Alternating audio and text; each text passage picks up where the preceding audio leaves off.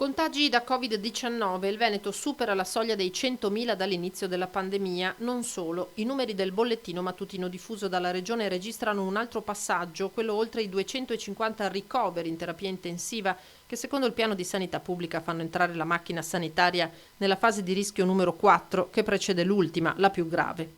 Noi siamo passati di fascia già da venerdì e quindi stiamo già, come dire, lavorando per rientrare se possibile da questa fascia. Avevano previsto il picco al 15-16, siamo nel picco. Anche oggi abbiamo avuto una ventina di entrate stanotte dai pronti soccorso, siamo a 345 ricoveri, quindi abbiamo superato la soglia di ricoveri dell'ondata precedente. Sono oggi a Treviso, mi pare che l'ordinanza del Presidente Zaia stia avendo i suoi effetti ed efficacia, per cui noi ci auguriamo veramente che passato il 20 si possa tornare un po' più all'interno dei ricoveri normali. 24 invece i ricoverati in terapia intensiva. Nel frattempo il potenziamento della rete di strutture chiamate a far fronte a questa seconda ondata prosegue.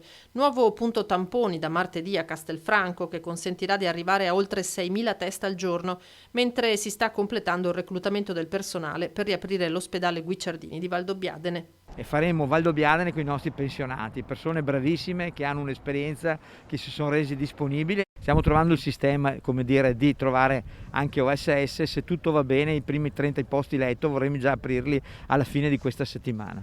Infine le vaccinazioni anti-influenzali che stanno proseguendo con i numeri più alti di sempre. Tra una settimana arriveranno le dosi da distribuire ai medici di famiglia. Il sabato successivo l'ULSS 2 organizzerà una giornata per chi non avrà potuto vaccinarsi nel frattempo. L'anno scorso avevamo il 52%, 53% di soggetti che si facevano vaccinare. Oggi siamo già al 75%, quindi molto bene, perché questo ci aiuta ovviamente a discernere tra il Covid e l'influenza, visto che i sintomi sono sovrapponibili.